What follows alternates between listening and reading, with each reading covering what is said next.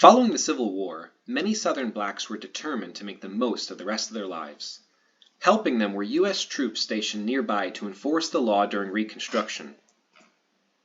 12 years later, the presidential election between Samuel Tilden, a Democrat, and Rutherford B. Hayes, a Republican, brought results that shocked the North.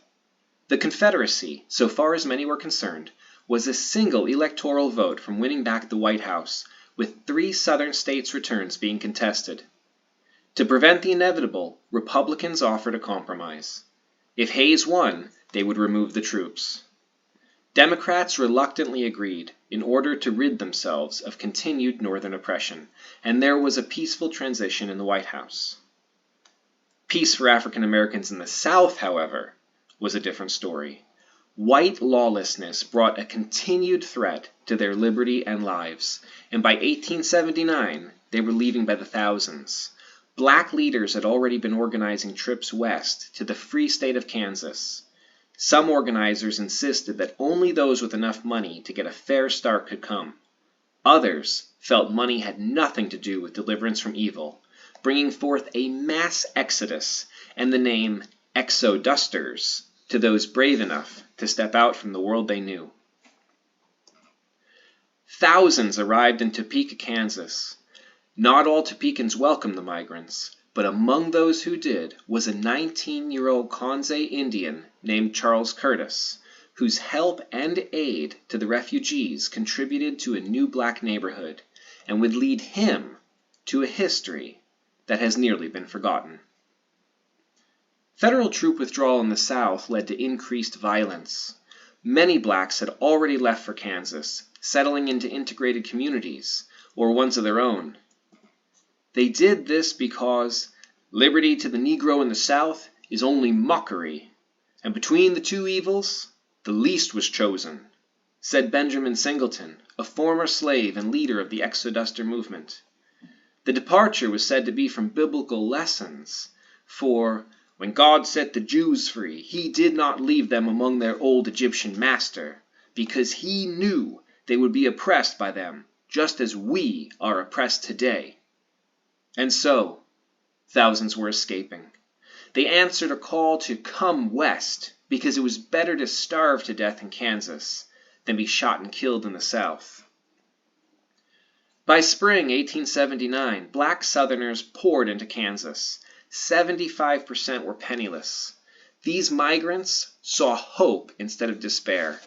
Rather than being robbed, disrespected, and murdered without mercy as schools burned, they received medical care, and in most towns, black and white children attended class together.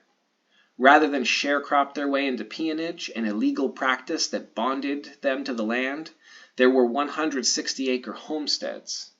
Additionally, it was believed that Kansas was sacred. Just as Jesus died for all sins, Kansan blood shed for freedom was greatly revered. Hundreds at a time, migrants got off at Topeka. It was a capital city of about 10,000 that already had a good black neighborhood called Tennessee Town. Topeka had always been a busy thoroughfare for those going west. However, people were now stopping at unexpected rates.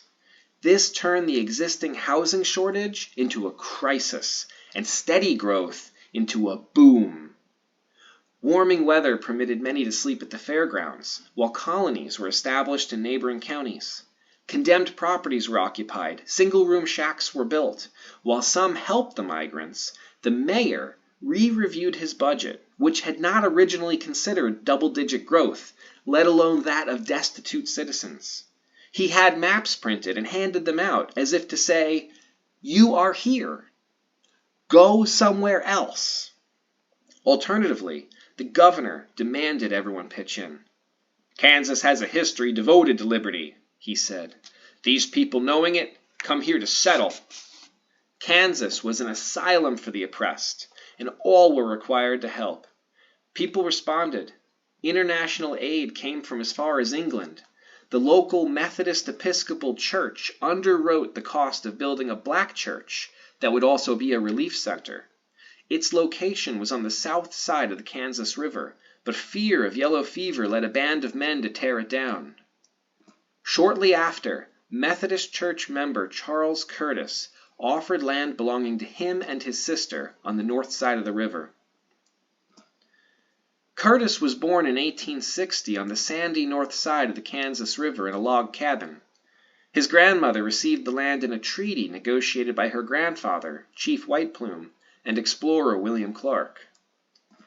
Curtis's mother died in 1863, and his father left for the Civil War, where he was court-martialed, imprisoned, and then pardoned. Upon release from the Missouri State Penitentiary, he abandoned his children. Charles was sent to live on an Indian reservation until it was deemed too dangerous following a raid in 1868, and became a professional racing jockey from the ages of 9 to 16. During this period, his tribe had been removed again, while he and his sister still retained their grandmother's land. This may have taught him that without land ownership, people could never be free. In 1876, there was a nationwide push for education. At the behest of Charles's grandmother, and with the encouragement of his employer, he started the 7th grade. With the Exodusters' arrival, he completed grade 9 and left school to begin studying law under a Dirial Case, who was helping him untie the legal and financial troubles that his land was in due to his father having committed mortgage fraud when he could not sell the property outright. Under threat of foreclosure to the bank for the loan and the city for the taxes, Curtis dove into a crash course in real estate law while sectioning off the property for rent and sale. However, seeing the plight of the black refugees, he answered the calls of his church and governor. With no money due to the debts, he granted space for temporary housing, allowing use of the timber to help people get through the winter. He then donated land for a shelter. Across the street, on formerly Curtis land, St. Mark's African Methodist Episcopal Church was erected. In total, Curtis gave land stretching a quarter mile east to west. The neighborhood was called The Sands and later renamed Redmondsville. However, the legacies of the Exoduster movement in Topeka go beyond the initial exodus and generosity of those present in 1879, and the lasting effects are found in both structure and people.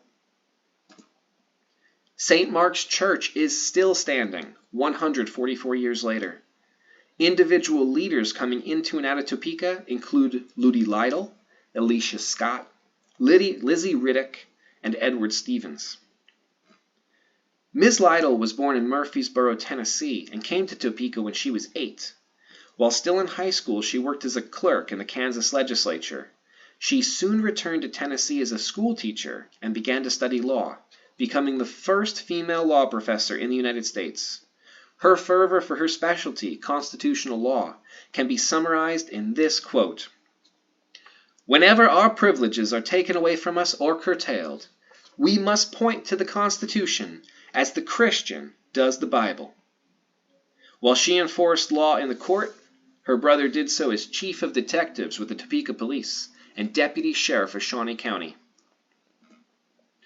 Alicia Scott was born the youngest of 13 in Memphis, Tennessee. He became a well-known civil rights and employment lawyer specializing in preventing the extradition of blacks who were in debt slavery. His sons would follow in his footsteps. They filed the landmark Brown versus Board of Education case. School teachers Lizzie Riddick and Edward Stevens combined their efforts to form the Kansas Industrial and Educational Institute, known as Western Tuskegee. There, they taught scientific approaches to agriculture, as well as carpentry, bookbinding, dressmaking, and cooking. Activities included sports, glee club, drama, and ROTC. Bringing local talent to the college was not a problem, as their previous work brought the community's literacy rate up to 87% in 1898.